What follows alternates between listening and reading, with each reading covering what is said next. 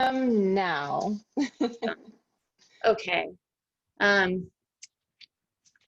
Welcome to our very first session of City Council Night School.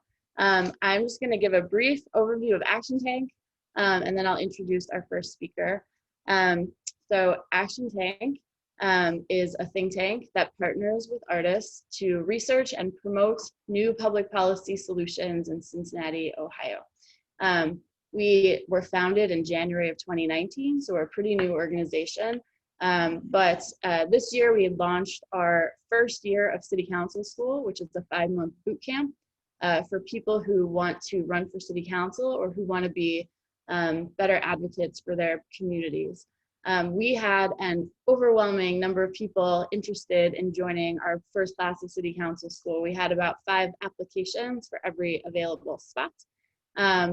And so, you know, it became obvious that there was a real desire to learn more about how to engage with local government.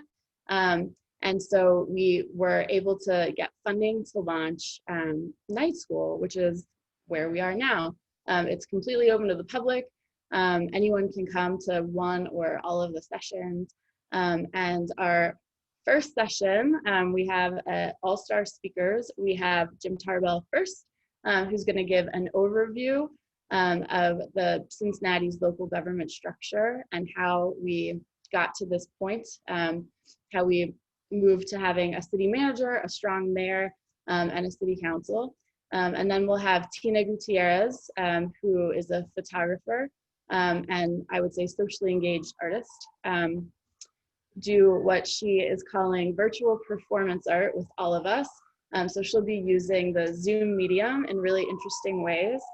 And she will talk about why is government important to me and why am I important to government.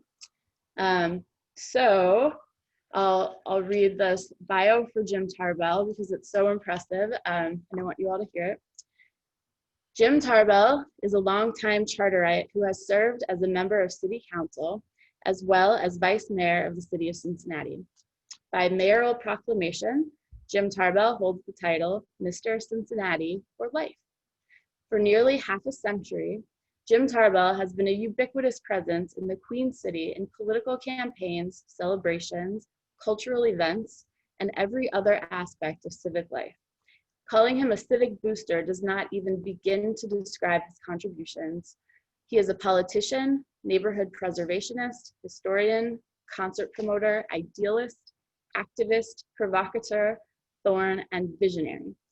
Tarbell's top hat is only part of the haberdashery that marks the man. Has anyone ever loved Cincinnati more passionately? Without further ado, I will turn it over to Mr. Tarbell. And one note, if you have questions, type them in the chat and Hilly will read them for you. Okay.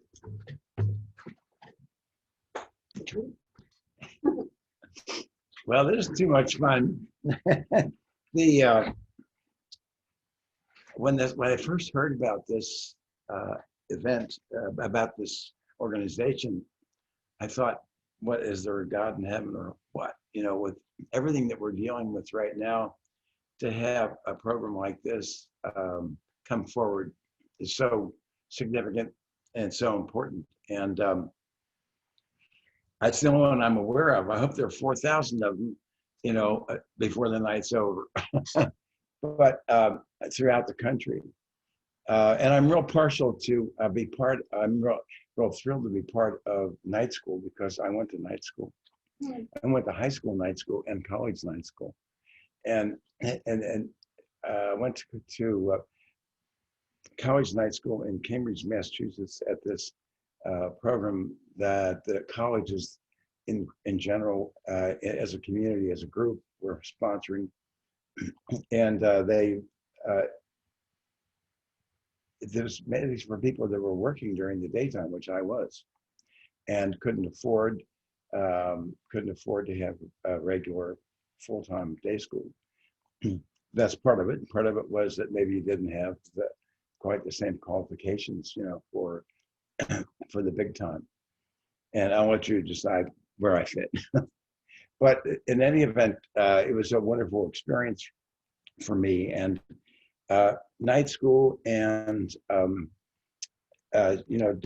trade schools, which have sort of gone the way of all flesh, are really important to me and the experience I've had growing up, and the roles I've seen them play over time has been so important that, especially when we're talking about fairness and equal treatment and equal opportunity, we don't talk about much about that, about those two entities, night school and about trade school. And they've been so instrumental, I think, in providing opportunities for people over time, and should be, I think, much more out in front, much more active now than they are, as a way of getting, everybody agrees that education is such a key to an intelligent community, thriving community, and for providing a certain playing field.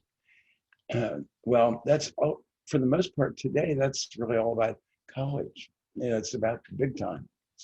And I think that this is wonderful in that it has recalled the role that the trade schools and night schools have played. So let's hope that this is the beginning of something new.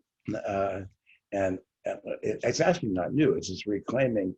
In the case of Cincinnati, the Ohio College of Applied Science, which at one time was known the Ohio Mechanics Institute when it first started in the 19th century, was national, if not internationally renowned school, trade school, but and a smaller amount of time and more focused on the practical aspects of education as opposed to the intellectual ones. And I could spend the rest of the night just on that, and show you the results of what it provided for the community and the folks and the institutions that came from that. It's enormous.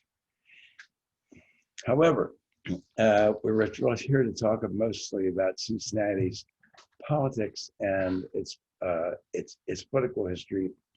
And I got this list of questions as I walked in the door, and it is much more technical than I expected. And so I'm gonna start up by apologizing right away, is that I didn't in my head go right to real technical things. And I'm more of the outgoing, how are you, come to meet you, Sunday go to meeting a politician, than I am the brainiac that's back in the classroom writing things. And if I didn't have the staff that I had as a politician, I believe me, there would be serious trouble, because I was good at reading the community and coming up with ideas, and having it didn't take too long to get passionate about certain needs. And but if I didn't have Ron Wall and Norma Walker and people like that with me in my office to take care of the details, wouldn't have happened. So to answer that question, if you're going to get into politics, you've got to have that passion. I think you've really got to have that sense of community. You've got to have that desire to serve. But from the beginning, if you're really serious about it and you think that the timing is right, find yourself a team. Find folks that are like-minded, but have the talent, have the tools that you don't have. Some people have it all, and more power to them. Where are they? We bring them forward right now. We need them. But more often than not, it's a team effort, and you've got to have folks that have had those other experiences and those other talents with you as soon as possible. So I was so intent on giving you a historical framework about Cincinnati and its politics. I'm going to jump way back there to the late 1800s, when Cincinnati was a boom town, if any town was, one of the fastest growing cities in America. Today, by the way, in somebody's rating system, some noteworthy rating system a few days ago, put Cincinnati in the top 100 as a place to live, as a nice place to live. So that was kind of nice to hear.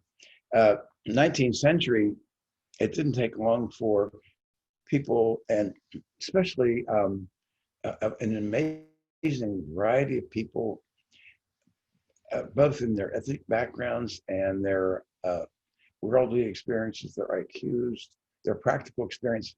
It all came forward to Cincinnati in a hurry in the mid 1800s. And Cincinnati is one of the fastest growing cities in the country. We were bigger than Chicago in 1850, just by way of comparison. And the most noteworthy politician at that time, the system was pretty sophisticated pretty soon because of all that talent. And European influence was significant in a hurry.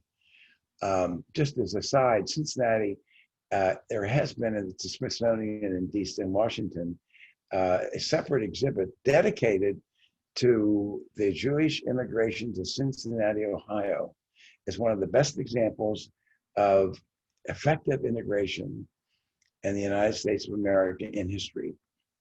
And you don't hear about it very often, but I find it very noteworthy, especially with the conversation that we're having out there right now in the race for president, et cetera.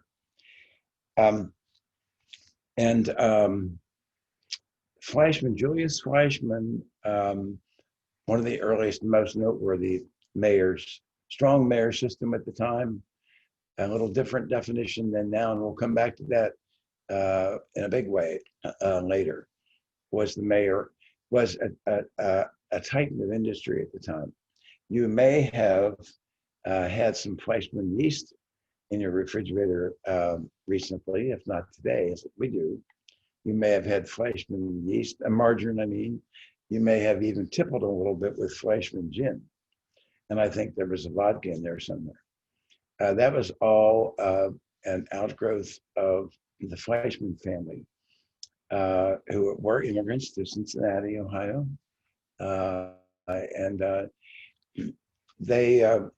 He's the classic example of someone who was very successful in business, very widely regarded for his business skills and his ability to put a team together.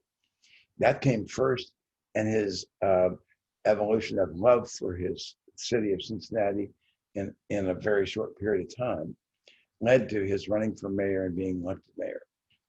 And in his case, I have to say that it was more his experience and his reputation, his accomplishments in business that made him kind of an easy pick, an easy choice, shall we say, for mayor. At that time, it was strong mayor, very, as I said, very different than today. And council was a ward system. So the entire city was divided into different districts. And you'll have to look that up if you want to know exactly how ward system worked in detail. But it was designed to give each part of the city representation, fair and equal representation. That was the ward system.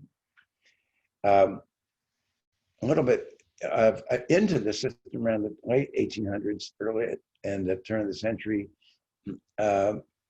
this fellow named Boss Cox became known as Boss Cox, James Cox, decided that for him and his way of governing, which was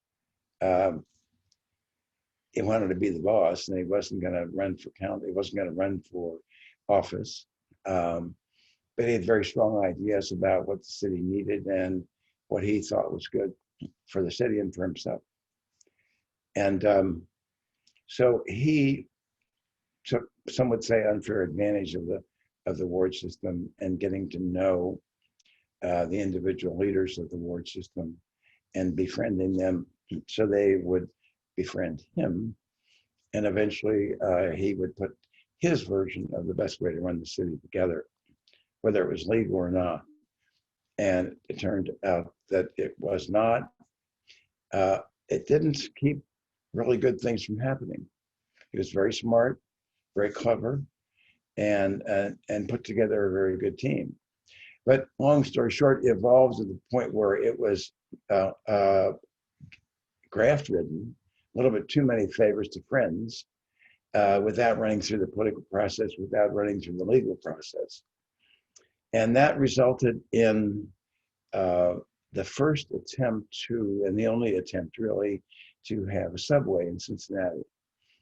And by the way, at that time, Cincinnati, this is one of the most important details I know of our history, and that is that around the turn of the century, we had 203 thereabouts rail miles in our city, and more rail miles in the size of the city in the United States than any city in the country except for San Francisco and New York. And I repeat that because of what's going on now with the discussion of the streetcar and public transit. We had 5 inclines, 6 cable cars, and trolleys, streetcars as well on the ground. But once again, more rail miles relative to our size than any city in America. That led to, and in addition to that, we also had the canal. You know, coming down from Lake Erie, waterways were a very wonderful opportunity to move people around, move product around, inexpensive. And we were a leader in that category as well. Well, that in the 18 teens, and then 19 teens, it really had run its course. Waterways were difficult to maintain. They became sort of sewers of sorts. And it was decided that they had run their course, and with the advent of the internal combustion engine and subway and inclines and cable cars, and the idea of a subway was coming up. And the only subway system of note at that time really was New York. Some would say San Francisco, a little slightly different form. But Cincinnati was ripe for the picking because it had such a successful rail public transit system going on already. So the need for it, because it was so congested, 1880, we're the most densely populated city in America, except for New York and San Francisco. So the need for public transit was very conspicuous. When coincidentally, the need for a vehicle like that, number one, number two, the canal was becoming difficult. And so it was decided to drain the canal, and then they were going to build a road over it. Well, in the process of draining the canal, they discovered they had one of the most difficult, if not the most necessary tool, an expensive tool, ready-made, and that is the trench that the subway goes in, whereas because of draining the canal. And whereas other folks that didn't have that would have to start from scratch, they'd have to dig, they'd have to move things around a lot more, and Cincinnati did not. So why not do it? It was absolutely the right thing to do. If we had done that when it was time to do it, and when they started doing it, I don't think you could touch Cincinnati. You wouldn't be finding a piece of a square foot of real estate to develop in any way. If you combined it with all the natural wonders we had in Cincinnati, with the river itself, and with hills on 3 sides that were very close to the center city, but they were pretty, they were combined with the park system that we invented early on that exploited the beauty and the opportunities of those hillsides. So the Boss Cox machine went for that hook, line, and sinker. And it was the right thing to do, except it became a graft-ridden project to the point where it overpowered everything else about all the good parts about it. And it's so much more complicated than that, but I'll have to stop there and get on with the invention of charter to combat the graft, and that the system that was going on lent itself, if you wanted to take advantage of it in a not so nice way, you could do that, and that's what was happening. So it was mostly the Republican machine at the time, but there was still a lot of dissent within the Republican Party and the Republican community about whether this was the right thing or not. But they were overruled with the machine. But so they and the reform-minded Republicans, what was left of Democrats, because there wasn't much strength there at the time, they were overpowered with the machine, decided that they would combine and form a new party, and that was the Charter Party. It's the same party that's going on today, in many ways different. But the purpose was to take the politics, take the favoritism, the graft out of the machinery of politics in the city and the way it was being run. That resulted in the Charter Committee, and that combination of influences of people that were interested in it and becoming part of it, forming a charter that resulted in taking strong mayor and the popular politician world out of the equation, moving it over a bit, replacing it with a professionally trained business person, city manager. And that was really a new routine for the United States. And Cincinnati was definitely very much of a pioneer in that regard.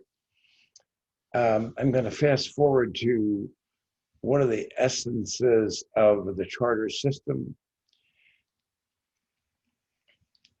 The mayor was elected by a majority of council. Council at the time was still wards. It became at large later.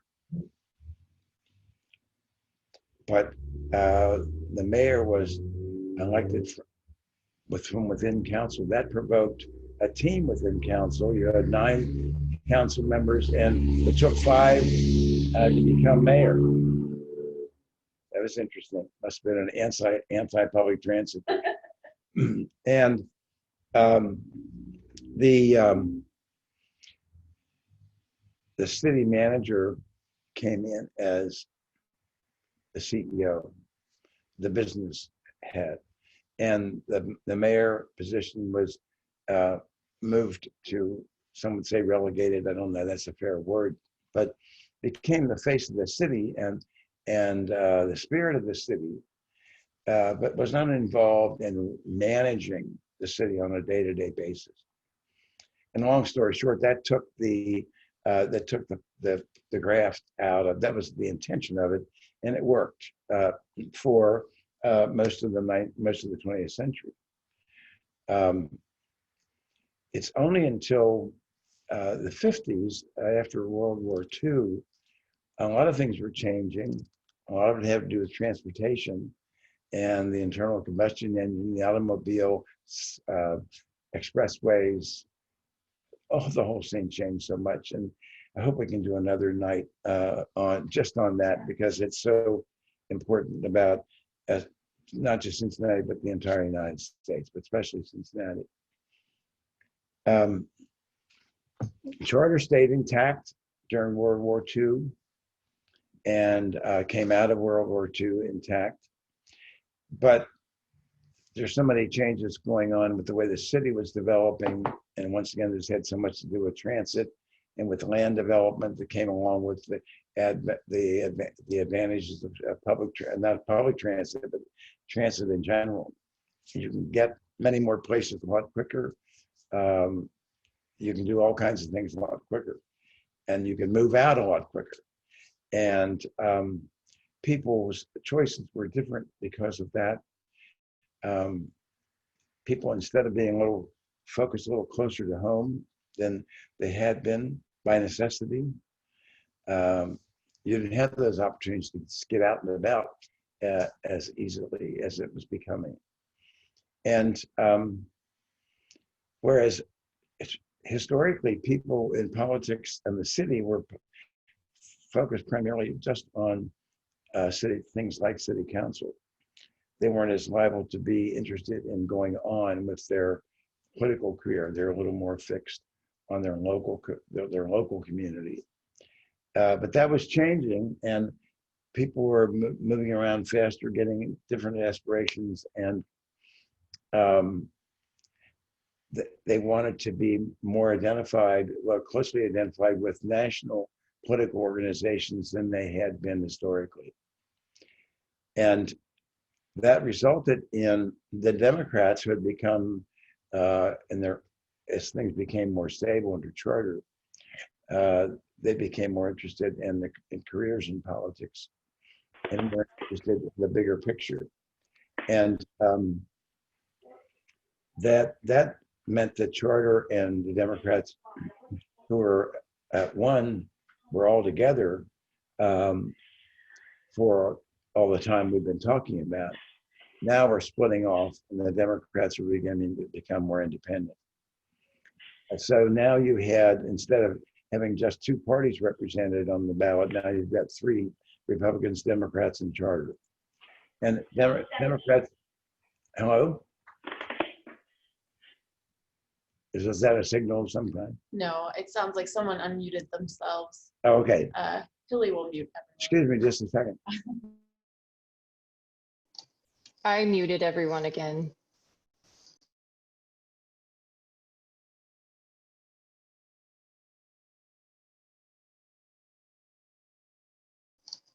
Mr. Tarbell, I apparently also muted you. If you can unmute yourself.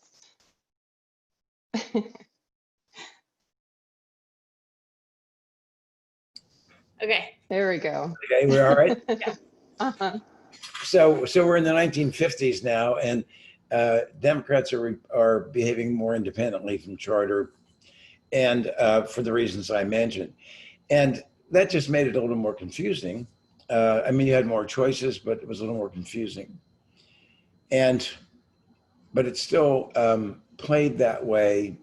It continued to grow more in that direction until fast forward so much in between, it's no time to talk about it now, but so you still had the Republican Party, you still had Charter, but now the Dems were much stronger, and that meant the choices were more than they used to be. And it was a little more confusing.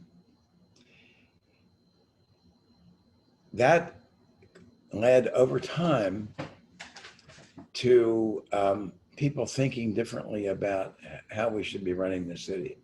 Is city manager still the proper way to do it? Or is it now time for the mayor to have more authority? Especially the people who wanted to be mayor were beginning to think that way. And very quickly, that led to two elected council members, sitting council members, one Democrat and one Republican, thinking that if the popular vote favored them more than anybody else being elected to council, they could be mayor. They weren't going to have the power that the mayor that they wanted the mayor to have. The mayor didn't have that kind of power because the manager running the day-to-day business of the city, the mayor was once again the spokesperson for the city, the face of the city, the kind of the spirit of the city. And what I didn't mention from the beginning is that these were really, they were honorary positions. They were, you didn't make management decisions. You made policy decisions, and then you turned that over to the city manager and to the city governors, the city experts, the business people. And that's why it was such a good system so long as it was treated that way. But these two council members both wanted to be mayor. They weren't going to be being elected mayor that way. They didn't have the 5 of 9 votes that it took to be elected mayor. They wanted to be mayor, period, and they weren't going to be elected that way. They thought they would get the most votes. They both thought that. And so they managed to finesse that idea on the ballot, and the public thought that was a good idea. And we changed our system to now whoever gets the most votes is mayor, but the mayor is not CEO. The mayor is not the manager. The mayor is not the chief executive officer. And once again, the city manager system was in place for that reason. Somebody who had business experience and somebody who had executive experience that best fit running the business of the city on a daily basis. So that when we changed the system, and now so-and-so is now the mayor, but he's not the chief executive officer, it's becoming a little confusing about who's running the show now. And are we surprised? And it didn't last very long. It lasted for a few years. This is in the late 80s into the 90s. It didn't last very long because the public is becoming a little confused. Who am I really reporting to here? Who's making the decisions about the running of the city versus the policy of the city? And it got so confusing that we decided to change it again and elect the mayor by the public separately, directly. I hope that's not too confusing. And we put it on the ballot. The public supported it, and it became the order of the day. Whereas now, so that today, the mayor is elected directly by the public, not as a member of council, not part of council. But the mayor's not the CEO. That was forgotten. That if you're going to have a strong mayor and people are going to know who to talk to, who to go to, then you've got to have a full-fledged strong mayor. And that means the mayor is also the chief executive officer. So you know who to report to, you know who to go to, you know who's making the real decisions. Well, guess what? That's the system we have today. And the mayor is not CEO. We still have a city manager. But the mayor has so much more power because of these other changes. And that's a whole nother event, Imana. But the mayor now has sole authority to recommend the hiring and firing or firing of the manager. The manager is the chief executive officer, but the only way you can change the manager, before it used to be a majority of council that it took to choose who's going to be CEO. And the manager is the mayor, but it was changed in such a way that the mayor is the only one that can bring that forward. So of course that gives the mayor extraordinary power over the manager, and now you have this conflict of who's really running the show. And that in fact is what we have today. So you might be thinking, how healthy is that? The mayor also has the sole authority of appointing committees, chairpeople of committees, or replacing them and letting them go away if necessary, if that's what the mayor thinks. The mayor has authority over veto power on the budget. That was not so historically. That's a huge amount of authority under one person. That person is not CEO. So it's confusing, and it's not, some would say it's not really healthy.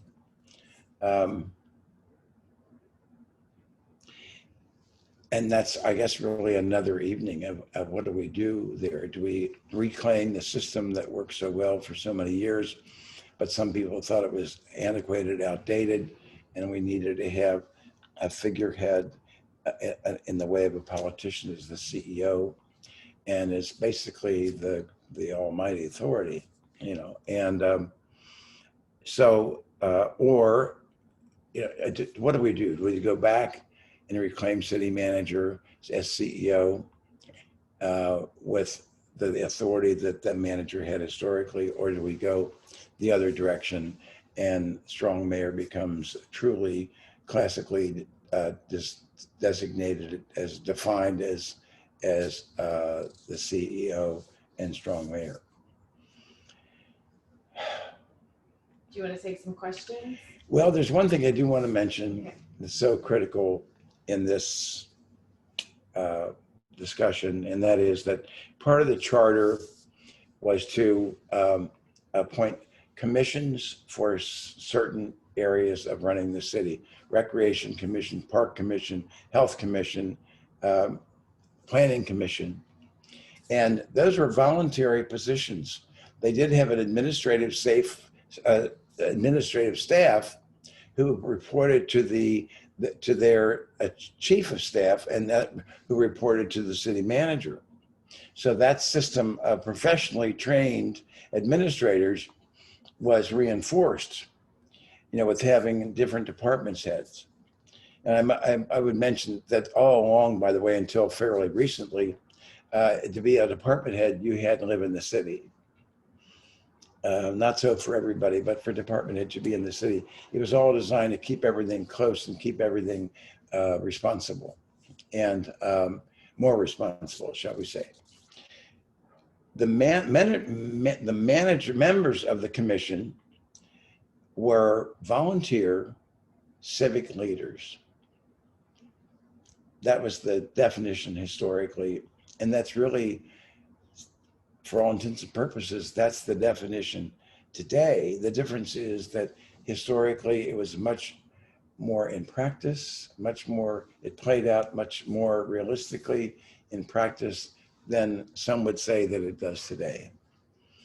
What that did was provide a certain input, a certain civic input from the public, from the voters, from the residents, that we were getting the best decisions. So a matter that came before the Planning Commission, for instance, about what was the next plan for whatever it is, the future of the city, that you would have 5, 6, 7 people on the commission that were volunteers from the private sector that lent their expertise, because usually they were experts in one area in particular, and not always in that particular category. They could be outside of planning or outside of recreation, but first and foremost, they were civic leaders, and they were regarded as such, as leaders and people who cared and were willing to volunteer a rather extraordinary amount of their time over time to help supervise decisions made by the city. That was such an important part of our city and its success, the way it was run in the 20th century. It's still the system we have. It's hard to talk about without having a lot more time how we got here. But my sense is that we don't have the knowledge of how that system was set up in the first place. And we're not really, it really hasn't developed, it hasn't evolved that way today. Think about it, it's a wonderful way to run your city, really, if you run it the way it was designed to be run in the first place. And so I know this is not really what you came for, maybe, I don't think, but because that's the personal opinion of someone that's been there, done that, and thinks that we need to rethink of some things and reevaluate some of the ways that we're running things. So that may or may not answer some of your questions, but many of them were more technical in nature than what I've been talking about. Hilly can read some questions. I think people are asking questions right here. Okay. From Sarah Evans, everyone, would you, oh, I'm sorry, Sarah. Hilly, do you want to read them to make it easier? Yeah. So, Mike Almond says, thank you for a lifetime of service. How were you able to be elected so often without a connection to a major party? Oh, that's a good question. That's a really good question because I guess the beauty of it is that you can do that, you know. And now in my case, I think it really deserves some elaboration. I'm sorry, but you know, I was born and raised here, and I was born at Jewish Hospital, and when it was on Bernard Avenue, right in the middle of the city, and I was born to two parents that were both involved in politics when they were kids. And that was going on in our house all the time. My father managed Adlai Stevenson's campaign for president in 1952. My mother managed a couple council campaigns in the 50s. When I was a teenager, when the Stevenson campaign in 1952, I was 10 years old. I was in the thick of it at a very young age. I became used to that environment. Did not think about running for council or for a city position until much later, and for a very specific reason, really, a planning decision that the city was making that I didn't agree with. But along the way, I was very lucky to grow up in an atmosphere of old Cincinnati where everybody knew everybody, sort of. But you lived much closer to each other, and you were much more tied into the center city than we are now. We need to be correcting that. And so I was just very comfortable in the political arena. And my life otherwise was in business, in many cases with the public, in the restaurant business, in the rock and roll nightclub business. I was involved in community council. I joined the Hyde Park Business Association when I was 15 years old because the Hyde Park Square and Hyde Park itself was going through a lot of changes because of the automobile and shopping centers and all those changes that were being provoked with those that way. And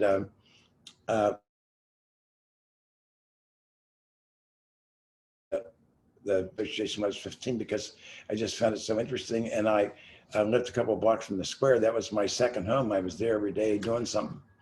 And so those are experiences that even then, I would say so many people, the average person really didn't have that kind of exposure and that kind of wonderment, shall we say. So it just made things like politics more comfortable for me, and I was more aware of how you got things done, whether you got things done. And I hope that answers your question. There's more to it sometime. Great. Oh, maybe I should say, why did you suddenly run for council?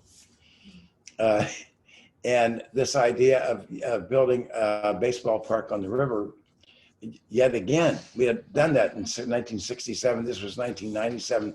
A scant 30 years later, we're going to spend $500 million rebuilding a sports facility that we really didn't need. The owners wanted it, and that became true for football also. It's now become true for soccer.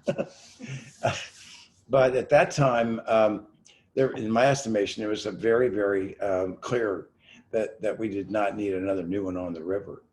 If we're going to build a new one, don't make the mistake of taking it out of the neighborhood, which it had been historically in West End with Crosley Field, which was perfectly good when we decided to replace it and build a new one on the river, which was, I can't go into that now, it'll take forever, but that was a business decision on the part of business people downtown that thought it would favor them. And I think in terms of parking, it did favor them. Did it favor the community at large? I don't think so. I always thought it was a bad decision, but it was what it was. But 30 years later, we're deciding we're going to do it again. And I happen to know about this part of the neighborhood up in the city and over the Rhine in Pendleton that became known as Broadway Commons. It was a 20-acre parking lot that was just sitting there, unplanned, flat, no businesses there, no displacement, no relocation, ready to build. It would have been a lot cheaper. It would have been in town, closer to people, closer to jobs, et cetera, et cetera. It didn't work. The fix was in with the politicians, in my estimation, and it ended up going on the river. Not only it, but another one. A total of 80 games between them out of 350 days of the year. That they would both be on the river occupying space that I think should have been available to public 24/7, 365 days of the year. And, but I lost that because, in my estimation, because of bad politics. That's what provoked me to run for city council. Sorry, next question. Great. Yeah, so Robert Rice asked if you could please explain more about the graft system. The graft or draft? Graft? G-R-A-F-T? Yeah. G-R-A-F-T. Well, it's always there, you know, if you're inclined to go that way. I think back in the pre-World War II days, when as I kind of emphasized, living closer together and being more, that provoked more of a community spirit. Even though Boss Cox got away with what he did, it's not as easy to just jump to with the city manager system and the way things were run. Then it's not as easy to get involved in graft, and I think it's getting a little bit too easy now because people don't know each other as well. They don't have the same backgrounds, the same experiences, and so in many cases, it's kind of seen as the easy way out, that's the worst thing I could say. Is that you don't want, it doesn't mean that you don't want people to have to work to have a strong system. You do. I mean, it goes with the territory, but you also don't want to make it easier for people to kind of fall off the horse, you know. And right now, since it's not as clear as it once was, I think it's a little bit easier for that to happen and not healthy. I think that's a really Cliff Notes version of answer to your question. I think to go beyond that, and again, it's specifics, as that's another night. I do think that the only other thing I'll say is that going back to the commission system, you know, where you had volunteer civic leaders serving on a number of different commissions that ran the departments. And before a final decision is made, those volunteer commissioners weigh in on how that decision was reached, the quality of that project. And it takes some of the sting out of the graft and corruption that, you know, all too often happens. So that's why I emphasize and would continue to emphasize the value of those commissions. It's critical, and it helps, to your question, it helps. It's the biggest single, well, no, it's that along with how we elect council and the mayor and the commissions.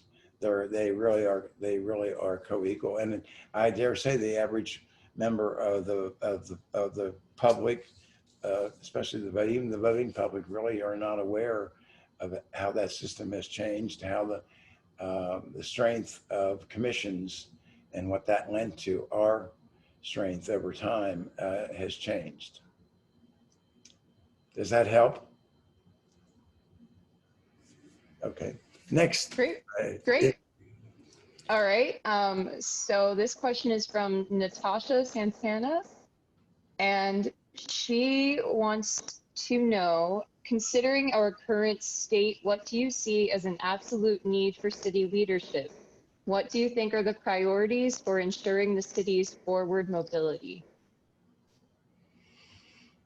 Well, the system, of course, is at the top of the list. And if you've got a bad system, it doesn't make any difference. I mean, it doesn't make, I should say, make some difference, but not as much difference as to how devoted people are that are going to be running for office. You've got to have a strong system in place. And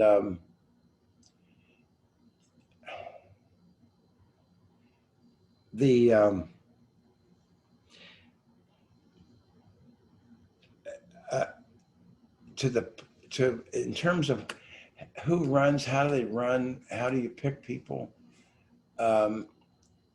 It's the strength or the weakness of our society, of democracy in the United States of America, especially now. You are always going to have, maybe jumping too far ahead here, but you're always going to be having somebody that is not right, mentally not right. It's going to happen. If you don't have the ability, if the folks at large, if the public doesn't recognize that, if they don't have the ability to challenge it effectively in a hurry,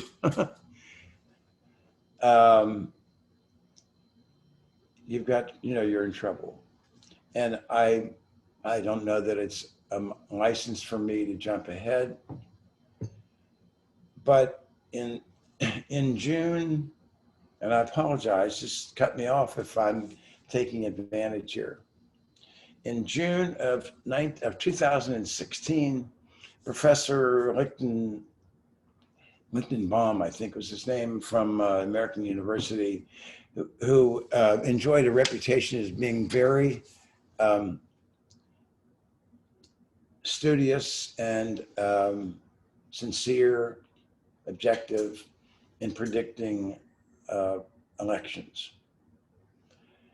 And not a household word, but the evidence is there, some would say, of somebody whose word needs to be taken seriously. In 2016, two things were revealed, and one was that a certain person running for president had been of the mind that the way to win an election, if you wanted to run, well, first of all, the reason that person wanted to run, I thought, was selfish. And it turned, my study suggests that there was not much in that person's background to suggest that that's the kind of background and the kind of attitude that you would want as a public official, as someone who would represent the best interests of the most people. And this person's scientific study suggested that that this person running for president was going to be elected in June of 2016. That, I think there was enough evidence there that people, if they were really paying attention, should have started asking questions, and they didn't. It's the worst thing I could say about where we are right now in terms of whether we're paying attention to our system. Whether our system is strong in checks and balances as it should be, that when certain things happen, you get to a certain point of confusion and disregard that you ought to have a way, you ought to have a recall, you ought to have an adjustment situation that we don't have right now. I think it says way too much about how far we've come or not. Something that probably couldn't have happened pre-World War II.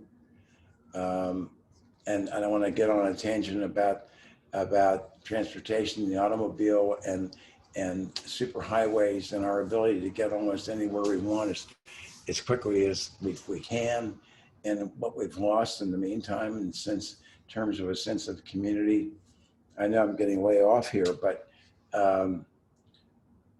you know, Dwight D. Eisenhower, when he was leaving the presidency, said, "Beware of the military complex." How does that apply today?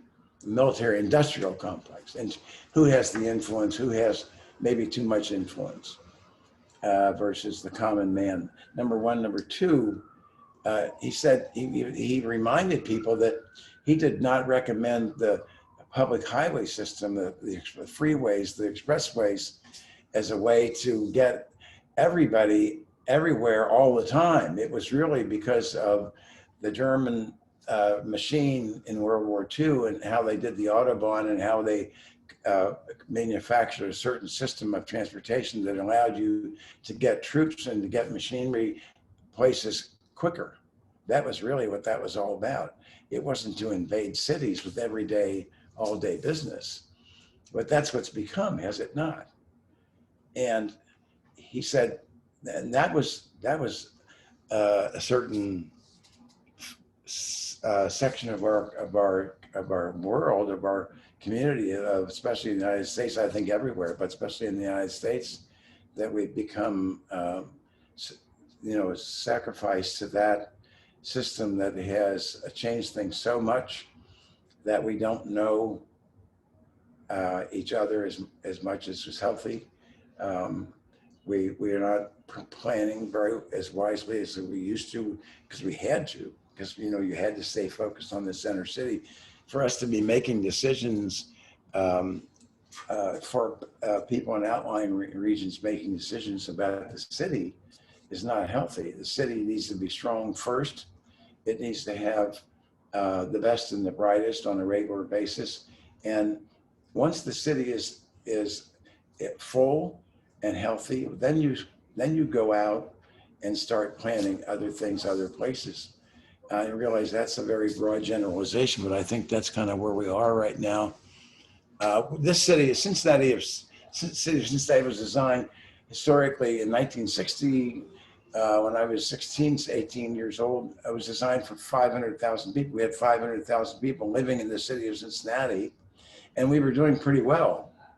And somebody decided that, and I think I give so much credit to transportation, that let's just go on out. It's not that hard to do anymore. And we are now down to 300,000 people. We still have the infrastructure for 500,000 people that we had in 1960, but we don't have 200,000 people. We're missing 200,000 people, and all the talent, all the resources that they brought to the table. They didn't leave because there was a virus. They left because it was just easier, and nobody was asking questions about whether that was healthy or not. So we have all of that infrastructure to support that we needed for 500,000 people. We still have so much of it right now that we have to support, we have to pay for in time, money, and energy without getting anything back, and it's not healthy. Well, and it's 8 o'clock. Do you want to? Am my time's up? Yeah. Do you want to talk about your book? I have to apologize. I know that this is a whole lot to cover in a short period of time, and I feel so privileged to be here and be able to share this with you. I hope some of it registers. This is a book that the founder of, and the patron saint of the fountain on Fountain Square, put the money up to, and I'll remember his name in a minute, put the money up to get the fountain on Fountain Square started. And at the end of that project, did a book to catalog the event and how it came about, and the speechifying, the celebrities and so forth that were part of making it happen. And he did a small number of these for the dignitaries at the end of the campaign to put the fountain there. And I think there's not time to explain why I have it, but I have copies of it that the Bicentennial Commission made in 1988. It's kind of a party favor for the public. And I recently was lucky enough to come by way more of these than I should have, that I deserve or can read. So I like to share them with you. So anyone who came today would like one. That's my gift to you. And along with this pin, that it was a prop for a political campaign for commissioner that didn't work. And that was a write-in campaign, by the way. It was way too exciting to that calls for another night, but there are a lot of pens left over. So that's part of the party favor. And then there's a calling card. Thank you. Can everyone, do you guys want to applaud? Thank you very much. Yes, thank you so much for helping us to put our current political system into a historic perspective. It's a great way to kick off our night school series. Our future sessions will dive deeper into specific topics, but this was a great overview. And if anyone is interested in getting the party favors, we're going to send out a post survey, like an evaluation survey, and there'll just be a place to enter your address, and we'll make sure that they get to you either by mail or we'll deliver them if you're close by. The only thing I would add, if you're embarrassed to getting it, you don't think it's right for you to get it free, well, make a donation to the city council school. Thanks for that. Yeah, I didn't think to say that. So, okay, we don't want to keep you guys too late. So I'm going to move right on and introduce Tina Gutierrez. I'm going to share my screen and pull up a slide with her bio. I think I shared the wrong screen there. There we go. Can you see it? No. Yeah, yeah, sorry. Hilly, if you have it, go for it. But I'm gonna read Tina's intro. Tina currently teaches at the Art Academy of Cincinnati and has been a guest lecturer at the University of Cincinnati, DAP, CCM, and Xavier University. Tina's work has been widely exhibited at Photo Focus 2020, 2018, and 2016 at the Cincinnati YWCA, Washington Park Art Gallery, Kennedy Heights Art Center, the Art Academy, Xavier University, Northern Kentucky University, and other spaces. Tina is strongly involved with social justice photography and believes that the camera is a tool for change. She works to create images that show the beauty of humanity and also give hope and create healing in individuals and communities. She prefers to be called an arts instigator when working with communities by bringing attention to issues that are difficult or challenging through thought-provoking projects that enable others to express their fears, hopes, and dreams for the future. So I'll turn it over to Tina. Hi, everybody. So great to be here. Thank you. Iona and Hilly and ArtsWave and everybody. It's really a privilege to have this possibility of combining arts with policymaking and even ask the question of why does government, why would you ask an artist why government matters? And when they first asked me to do this, I was like, oh my gosh, how do we make this sort of visual connection to policy and arts? And after I thought about it, I'm like, oh my God, of course, it just makes so much sense. And I'll come back to that a little bit. Bottom line, it's about representation and how we see and what the visual world is really all about. Um, but first off, I would ask everyone to please turn your video on. I think it's really because we are doing, next portion is going to be very, very visual. I really want to see what you all look like. So don't worry about your lighting or makeup or anything like that, but that's going to be really, really important just to see. Oh, thank you. Look, all you beautiful people. This is really great. And while everyone's kind of coming on, can we go ahead and put that list of words up in the chat window? So, oh, you're all so great looking. Aw. So that's going to go up in just a minute. But basically what you're going to see is a list of words. And I think that all of you, and what I would actually, before that list comes on, what I'd like you all to do is look at each and every cube, screen, look at who the other people are. What do they look like? What color are they? What's their skin tone? Are they male, female, trans, any gender? And one of the reasons I call myself an arts instigator is because we do like to talk about issues that, maybe people don't want to talk about. Maybe they don't want to talk about race or skin tone. Well, maybe that's part of the problem, is we really need to be talking about these kinds of things. So I think skin is so incredibly beautiful. And so maybe pick somebody whose skin tone is sort of opposite of yours. And look at how beautiful, find something beautiful about that. Really register that and keep it sort of in the forefront of as we go through this process. Now I'm going to do about a 15-minute slideshow just to show you my work and show you like kind of what I do, and I'll talk a little bit about why I do it and what sort of drove me to do it. So there are a list of words is up. If you could kind of look in your chat window. And you do not have to use one of these words. You can use your own word, any word that you decide to use. But this is just sort of like a little, what do you call it? Way to kind of get us going. But I'm guessing you were all driven to become interested in politics for a reason. So see if one of these words or a word of your choice might sort of embody whatever that desire was.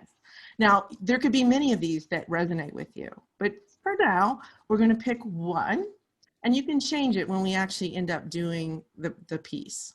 But just kind of see, I'll give you a minute. Now, do you all also have your marking pencil? Do you know about you have that? Does everybody have that on them, a little makeup pencil? Or I mean, if you want to use a permanent Sharpie, hey, I say go for it, but just make sure that it actually works on your skin. Okay, all right, so great. Let's go on to the slide presentation. And you can be thinking about those words and just kind of see what kind of visual images or what kind of thing feels right to you as you see these images, because the images themselves may sort of provoke a word that feels really, really right to you. Go back to the, oh. Sorry, one second. That's okay, we're gonna start at the very beginning. I call this photography for peace. Because I couldn't think of a better name for it. And it really is what we all want, right? And to have peace, we have to have, there's just so many factors that have to happen. But as a visual, well, also, is it ready to go now? Yeah, it should be. It just glitched out a little bit. Okay, great. So first off, I believe that we are all visual people. There are many people that think, oh, I'm not creative, or I didn't, we are born creative. Every decision you make in life is creative. What you have for dinner, how you brush your teeth, how you just, look at the world. We are creative beings. So it's really important for me to just have everyone understand that people who are artists really have just made a practice of honing that skill.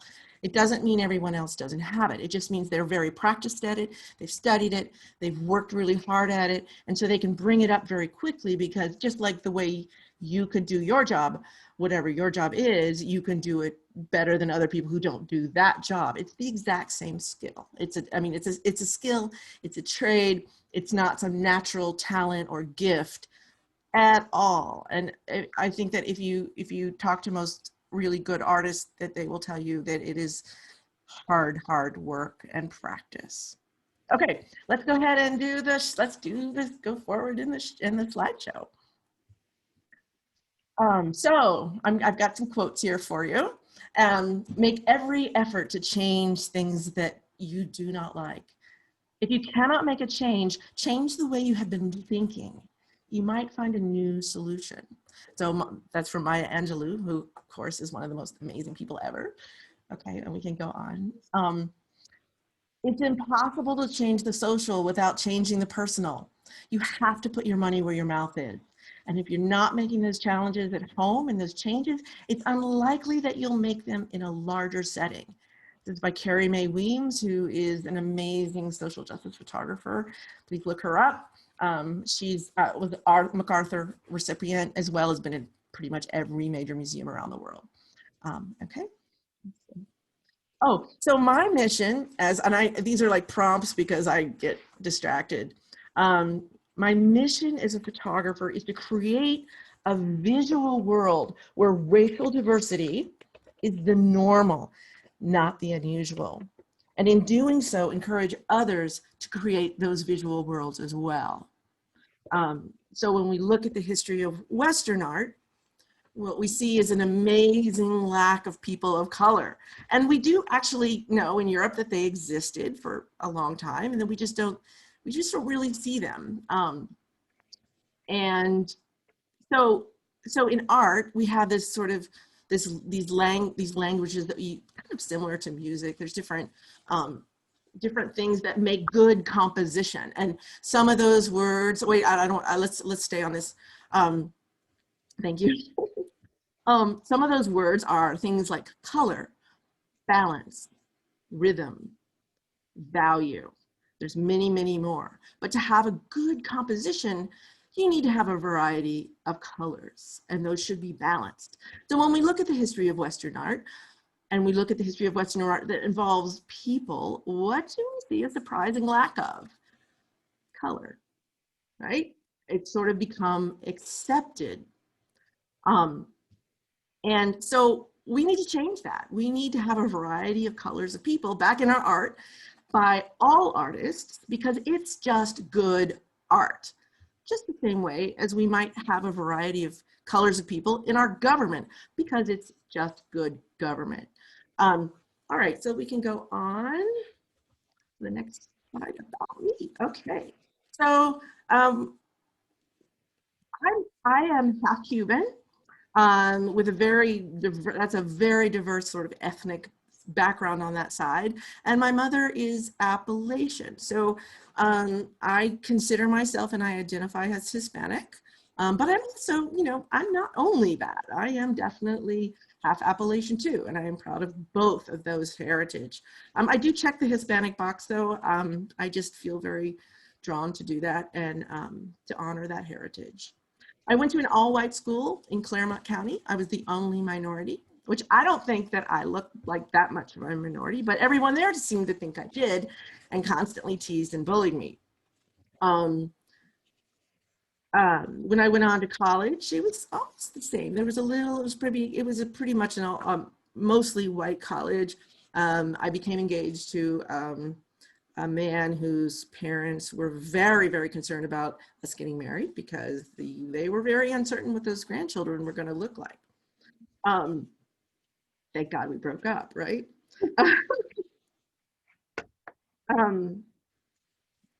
When I was younger, the most common thing that people would use to describe me was the word exotic. Now that I'm in a more urban area, I'm not brown enough for most people to consider me Hispanic. And in fact, I've had people say I wasn't. And even when I said, yes, actually I am, they're like, no, you're not. So it's a difficult place to be, to not be recognized for who you are, or even believed for who you are. So this drove me to really, and to this day, I still am like very curious about what this all means and who I am and how do I fit in. And so I forgot who this artist was who said, for a photographer, who said basically, we're only, and this applies to any kind of artist, we're really basically only taking pictures of ourselves, just in another form. Or artists are, it's why you can tell an artist's work. It's why Monet looks like Monet. So my work is very much about race and skin color, because it's something I question constantly about how I fit in. So I think we can go on to the next one. It's about me. The next quote, yes, life imitates art more than art imitates life, which brings me back to the mission about if life imitates art, let's make art that looks like how we want the world to be and how life actually does look in reality, right? This is not a new quote. This is pretty old, but I think we can do it. And that's my goal, is to do that. Okay, so we can go on. This is the first series of photographs I did addressing this issue of skin color and race. And now we can just start to sort of scroll through these, like maybe 3 or 4 seconds at a time. Like maybe give each one of 4 seconds if we can, so you can really see. I just was really interested in the exploration of color, also in the feminine. So this is the next, hand mandalas is the next body of work I did. And this was done after the Women's March in 2016. So after a disappointing election and the Women's March, when I don't know how many of you were on it, but myself as well as many women I knew were very, very, very charged, and we needed a place to sort of put our energy. So we can scroll through these. And so these were, I had, people of all faiths and colors, and we just came together and did these images and then PBS did a little special on them. So those were really very, very powerful. Many of these people came together in the studio, didn't know each other, but they left as friends. So that felt really good. I mean, that was the whole intention. So the next thing I did was called Family Portraits for Peace, where I have a studio at the Pendleton Arts Center, and we have Final Fridays. Please come. Last Friday of the month from 5 to 10, or it's changed because of COVID. But so I asked people to find people who didn't look like them and write one word on their arm or skin or face about how they would feel if racial, sexual, gender, any kind of discrimination did not exist. And so that's what they did. And then I posed them as families.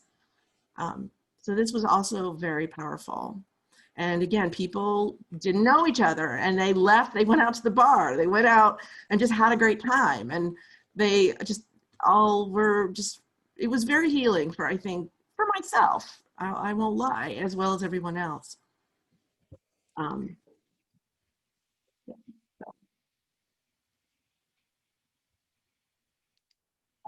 So the Black Lives Matter mural, it was really, really, obviously, I mean, such a special, amazing thing. I spent 3 days photographing just the making of the mural. I really wanted to photograph it. I do some documentary work, but I'm not what I would call a journalist. So I can give a different perspective. And the idea was to elevate artists, to elevate protesters, to elevate, to have an opinion about what it is that I'm photographing and who I'm photographing. So having a sort of up angle well, this one's a down angle, but that was a very specific reason. Now we go into the celebration after the mural's complete and people sort of dancing in the street. And I wanted to capture the colors of people's footwear. And this was just like celebratory pictures. Such an amazing, amazing mural. Yeah. Oh. If anybody knows this young woman, please let me know, because I gave her my card and I should have gotten her number. We didn't connect, and I don't know who she is, but I call her the lady of the mural. She doesn't know, I don't think she knows about this picture, and I'd like for her to have it. So if you know her, please let me know. Okay, we can go on. I spent a number of days also photographing protests. And we can just scroll through these. In most cases, I got permission from the people with a visual eye affirmation. Unless they were on the front line, then I went ahead and photographed, because every journalist in the world was there photographing. But I did sometimes work also with the organizers to get permissions.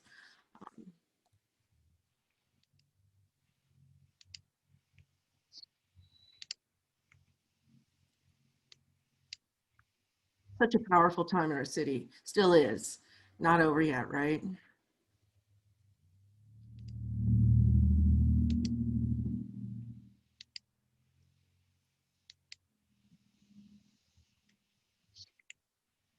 This is a new, Dancers in Solidarity is a new body of work I'm working on now. As we know, many artists, mostly performing artists, are really, really affected by COVID. As you know, you haven't gotten to go to your performances and the things that you love.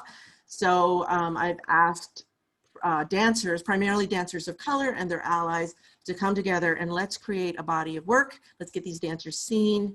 And this work is about combining people of color and different faiths, and in combination with protest gesture. So the gesture of the fist, we have symbols of the flag, and we've combined it with traditional dance moves. This is actually Desmond Nunn. He's from the touring cast of the Hamilton. He was in town, and I just some miraculous way I was so amazed that I got to photograph him, but he was just incredible. So the COVID-19 Wearable Art Response Project is an ongoing year-long project. I'd love for you all to be a part of it. Give me a call or email me, and it's where I asked people just to express how they felt about COVID and quarantine through costs, and we can just start scrolling through these because there's a lot of them, and we're kind of, I can't believe how quickly the time goes. But people, like, I was amazed how people came up with these very powerful costumes that, you know, they didn't reflect sadness, they reflected strength through their visual, through shamanic. Many people have like shamanic themed costumes, power objects, things that really help them get through. Some of these are self-portraits. You probably know that woman. She was the the Jungle Gyms person. She let me photograph her. This is a self-portrait, the green one. But just, I love the resilience and strength that comes through. And people told me, you know, how healing it felt to them to work on the costume and to sort of go through these motions. So often we're not allowed to express how we feel in our culture.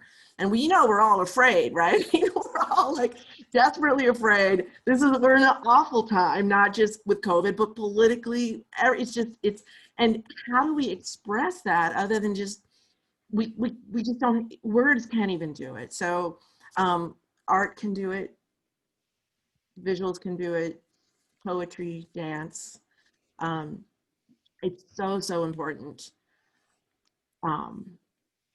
So then this is the last one I did was right after Ruth Bader Ginsburg died.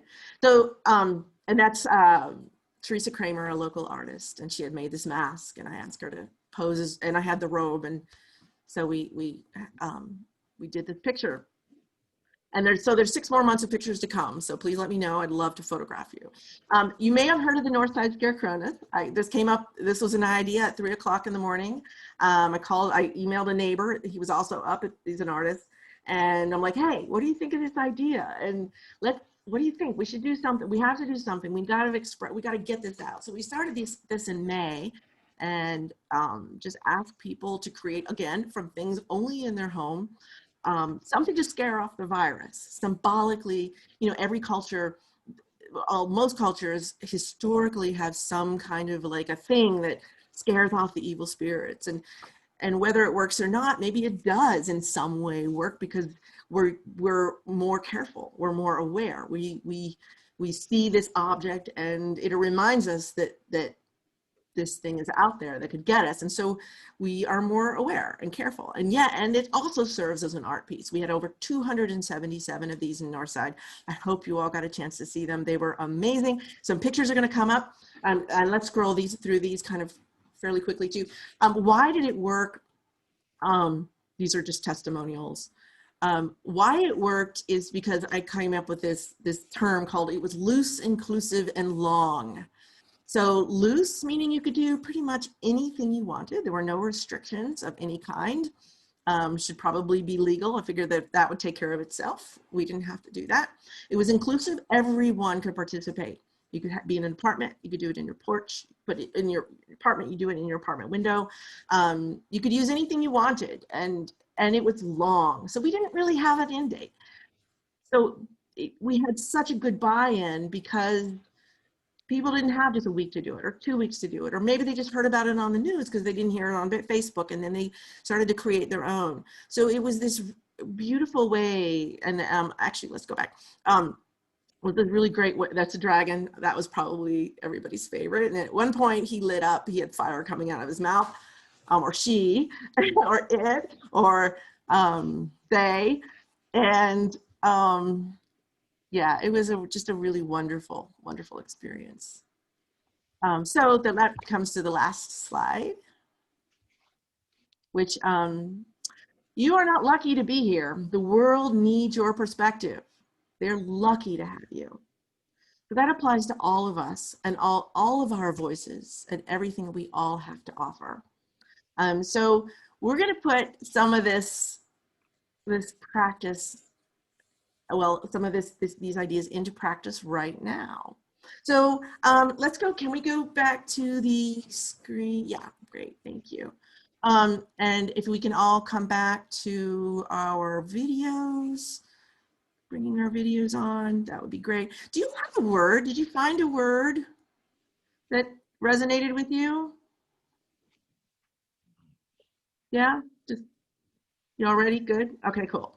All right, so what we're gonna do, now this is the first time we've done this, okay? And we did a little test, and we know that there's some things that are gonna appear wrong, and I don't want them to let you, to stop you. You're gonna see the word is gonna appear upside down, and it might be backwards depending on your screen, and that's all fine. So we're gonna fix that later in Photoshop. So, but what we wanna do is show the reasons why all of you are attracted to becoming more into politics.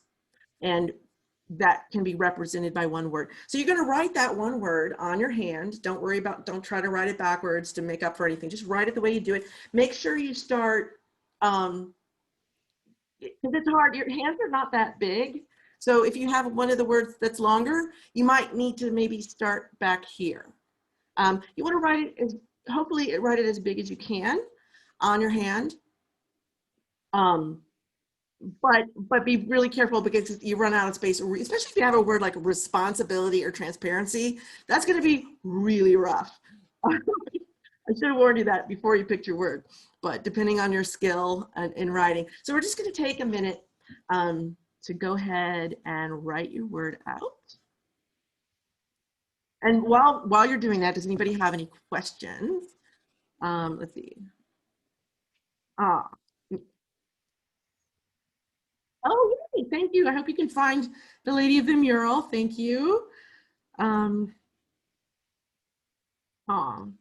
you. Yes, all of these pictures were here in Cincinnati. I am planning on doing a book. Photo Focus will be sponsoring a book in the later next year for the COVID-19 Wearable Art Response Project, because that's going to be over 120 pictures. Who needs more time? Anybody need a little? Okay, I'll keep talking. Great. Any other questions that people have while we're giving people time? Anybody?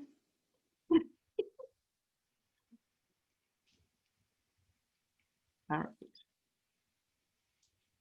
So those of you who have finished already, what you can do is go ahead and start to hold your hand up very, very close to your screen.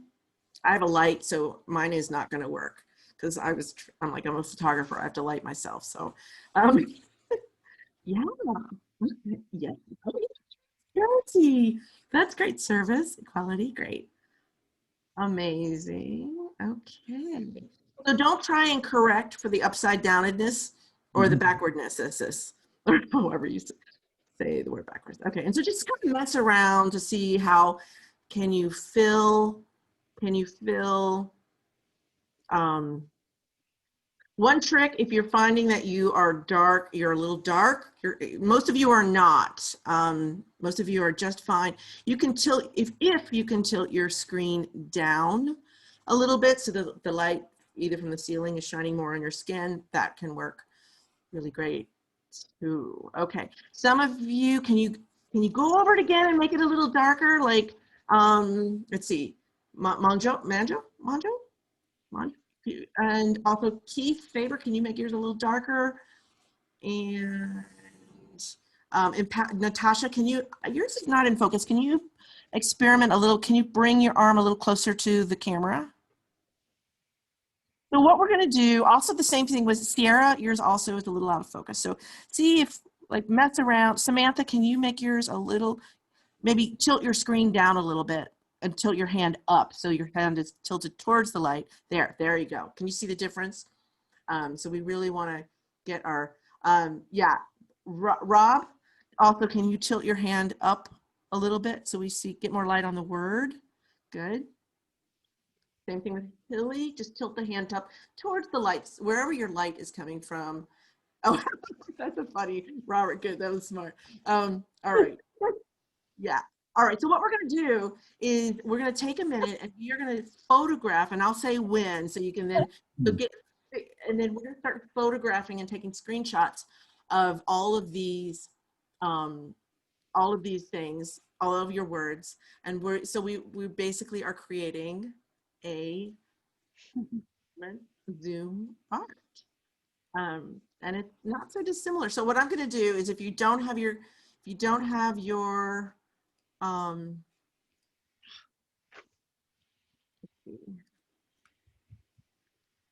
going to hide we're going to hide the non-video people. Oh gosh, this is looking really good. David, can you come in a little closer? Because I want to see the whole hand, see if you can still see, rather than seeing your face, I just want to see the hand. Can you do that? Can you get the whole hand in there? Same thing with you, Grant. Can you also, great. Iona, do you want to participate? Oh yeah, I am. Can you not see mine? All right, good. Oh, now we can. Can you tilt your hands a little bit toward the light source? Because you're a little dark. Good. Oh gosh, this is looking so good. I'm so excited. Okay, so we're gonna start screenshotting you. Yeah, Grant, if you can get behind your face. Yeah. Brenda, can you bring your hands back in or turn your video off? Good. Tilt the hands up towards there. Good. Very, very good. These are beautiful. Love them. All right, keep them there. Try to be still. Oh gosh, I'm messing it up. Okay, I'm going to turn my video off for a second. So I fall out. Oh, no, that's not good. Okay, well, we're just going to put something in there. All right. Sierra, can you tilt your hand up a little bit? Good. Yeah. Good. Keep going. Good. I'm so excited. All right. Balance, good. I'm taking a bunch of these just for safety, just to make sure we've got it.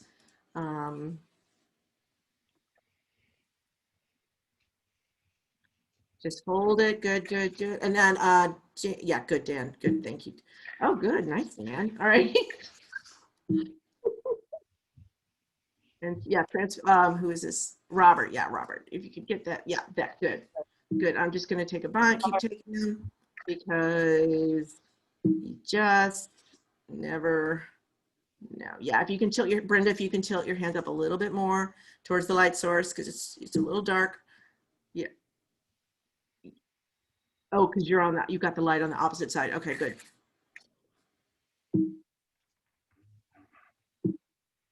All right, great. I think we've got it. I think we've got an art piece.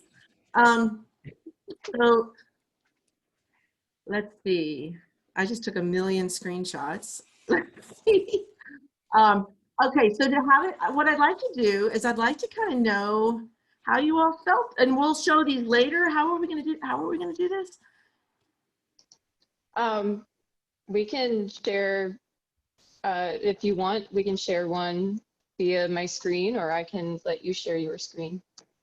Okay, I'm going to crop mine. Do you mind doing that with yours? Sure. And then we'll come back and we'll have like a finished, later we'll have like a finished version of what that looks like. But meanwhile, while we're getting ready to do that, I'd really love to hear how you all felt about that.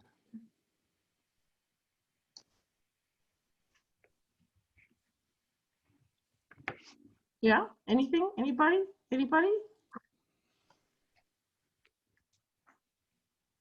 Got a message in the chat that said it was fun. Okay. Mm-hmm. So when we look at who's represented on this screen that you're all looking at right now, how does it feel? Does it feel like about right? Do you think it's a little out of balance? Do you think it's in balance? What do you think? I really want to hear comments. Like, yeah, backwards is really, really hard, isn't it? Also, can I say something just as a white male? I'm always conscious of my white maleness, especially after teaching in Cincinnati public schools for 25 years.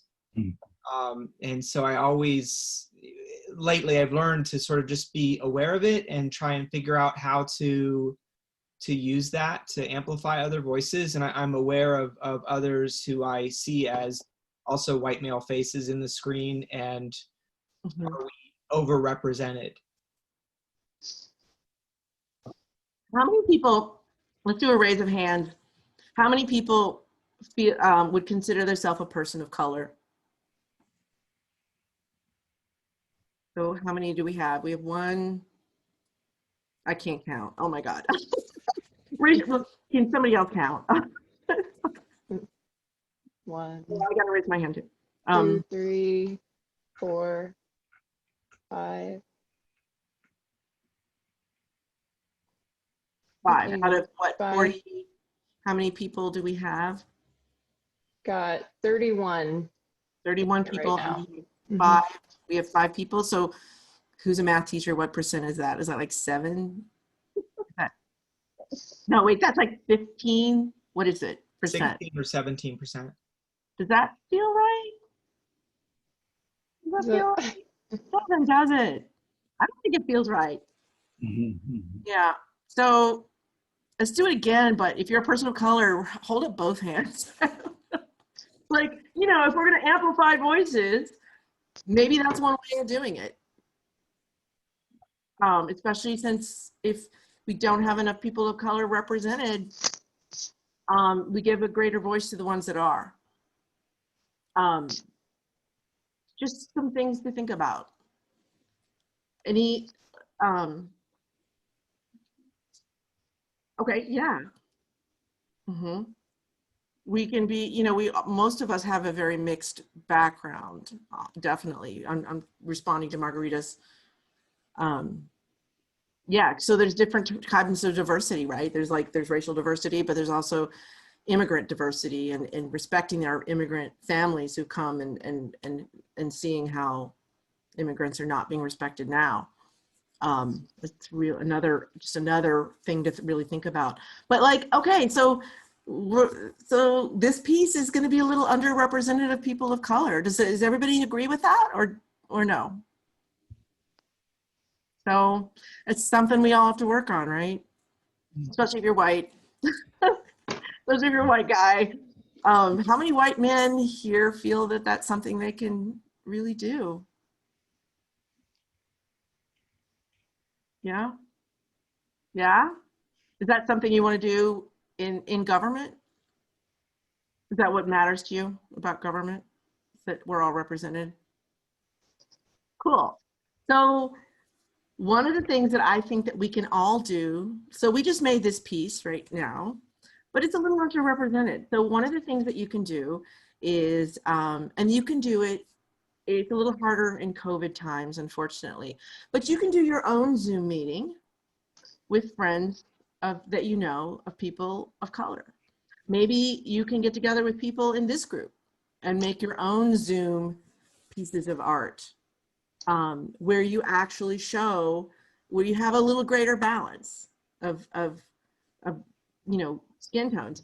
And then you can post those pictures to Facebook. Again, they don't have to be perfect. They don't have to be perfectly lit. They don't have to be, you just have to see the words and see the skin and say, this is what I want my world to look like. And this is the bubble. I mean, I feel like I'm living in some bubble right now because I'm in Northside, and, you know, differences are a little bit more, I think, honored there. But I think it's a really great way to create change yourself is to really show that diversity. And this is a really great way to do it. You can also do like, this is, I'll hold up, like pretend, oh, this is my light's really bad, but pretend like, oh gosh, I should have brought these pictures up. But like if you take somebody with black skin and then you take somebody with very white skin and you simply interconnect your hands, can you sort of visualize what that would look like? With the dark and the light sort of interconnecting and sort of making, it's art. I mean, hands are art. You can also make designs like this. And when you get a really dark skinned person and a pale person, it is gorgeous. Like it is so beautiful.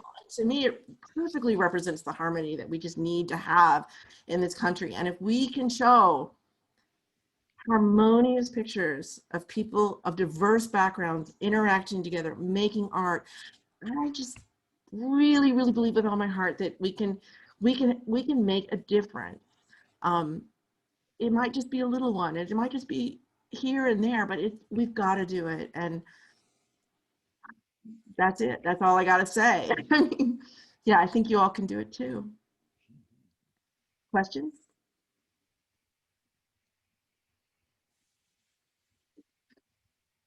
If anyone has any questions, you can feel free to unmute yourself and ask.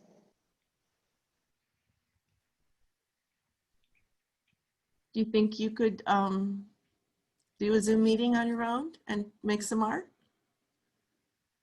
with some of your friends? Yeah, Brenda? I was going to say, I think the thing that was so dynamic about what you had us do is that it's not just the head, but we're physically engaged in, and so that made it really exciting. And I just wanted to show you, because something that I've realized from Zooming is I get a really up close and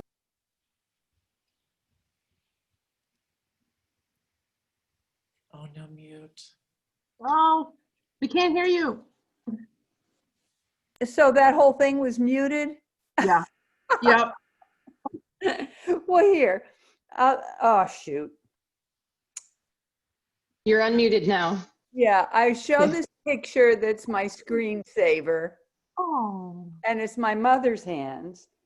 And my hands are beginning to look more and more like hers. And just Zoom sort of brings that out to me, you know, just this aging woman here. And just sort of getting comfortable with looking at myself and my waddles and my wrinkles. So anyway, yeah. But what I was trying to say in regard to what you had us do is that it's sort of engaging the mind and the body so that it becomes, you know, more dynamic because we're acting or dancing or using our hands in a way that just really The physicality of it, I really like. Thank you. Thank you. Thank you for showing that. Yeah, diversity of age and hands is really important too, and can be a very loving and beautiful way to honor our elders, is to show the story of their hands. Yeah. Yeah.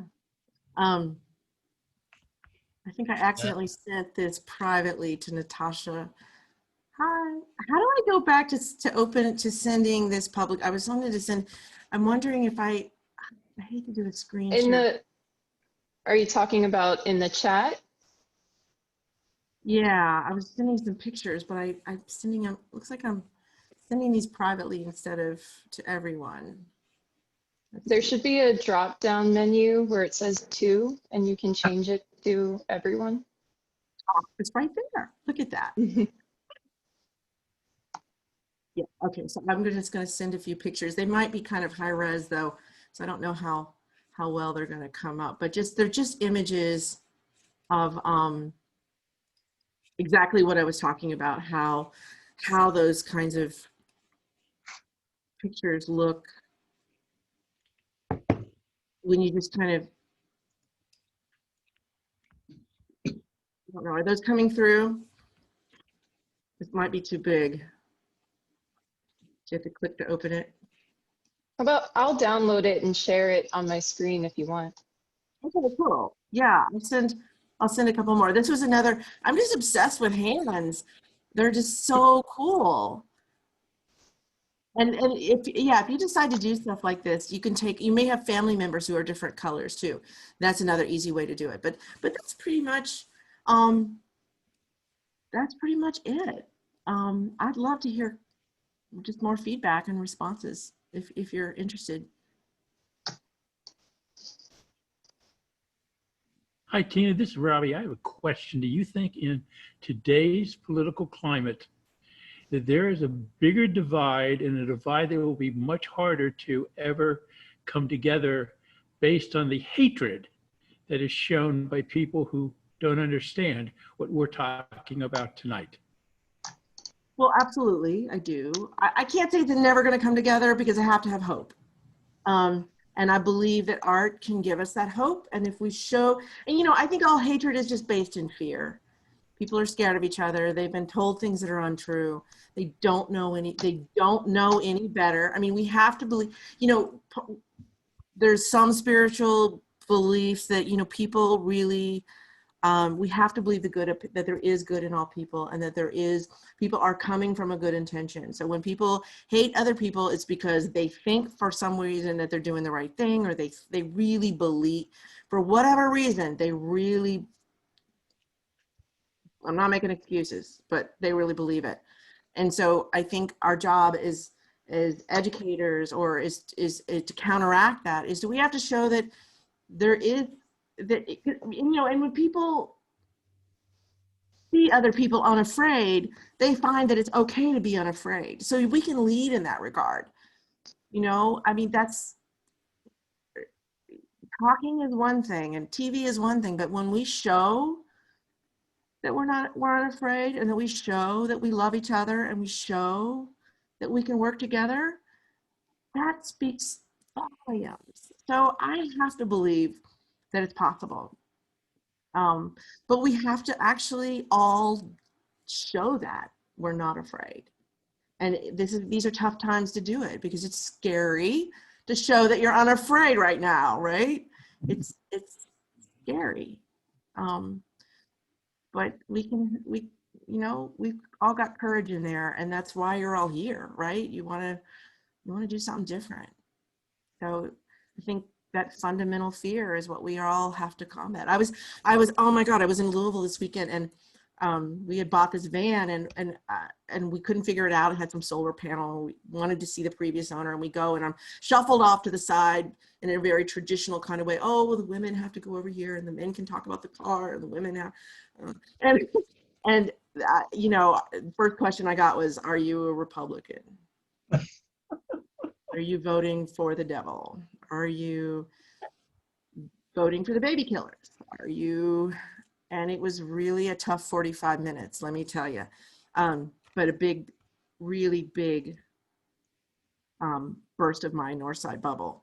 So I just got that this woman was really scared, and everything she'd been told. And so I just tried to say, you know, this is not my experience. And I find she really thought all protests were riots. She really thought that.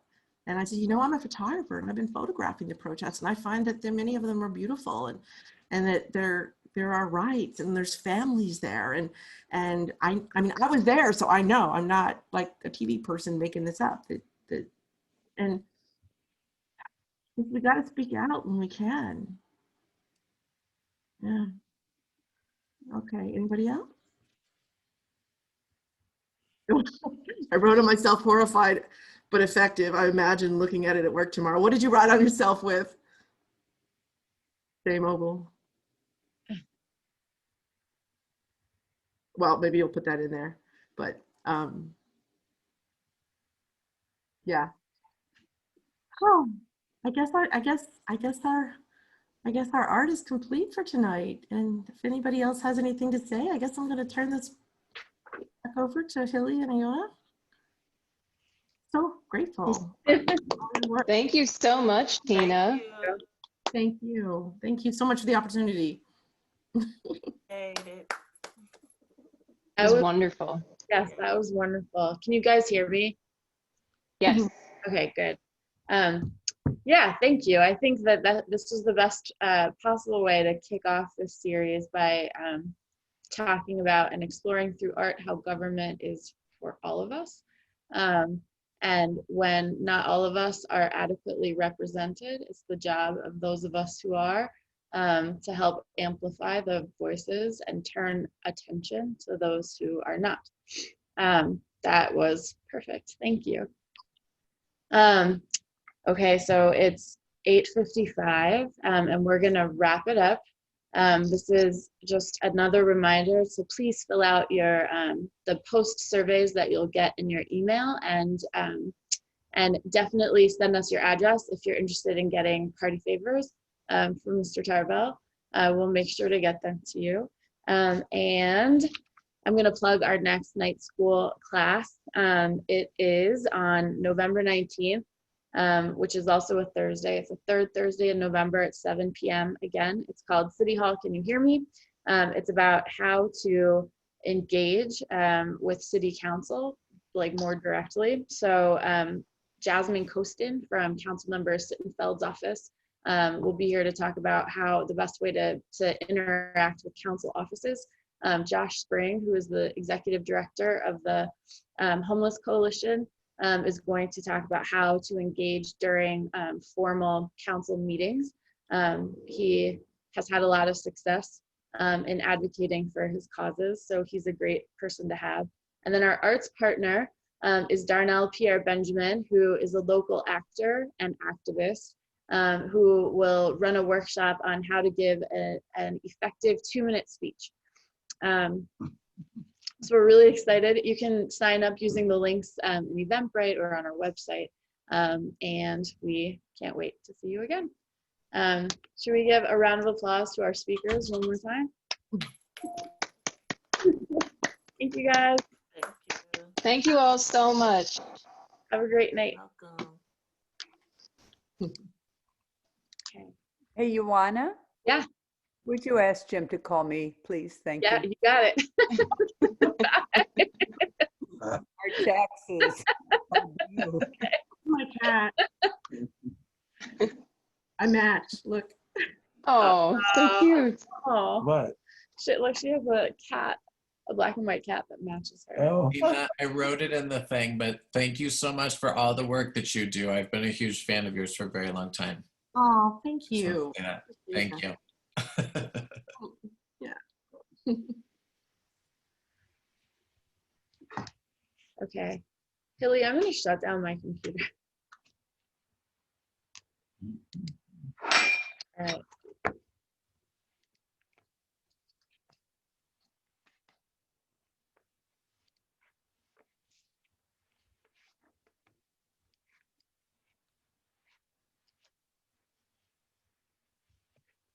All right.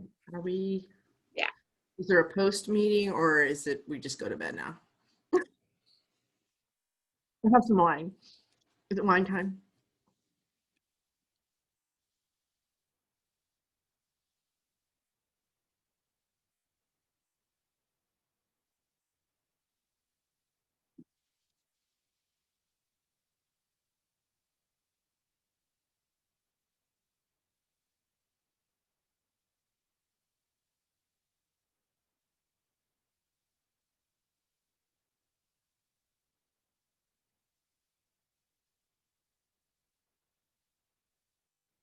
Hmm.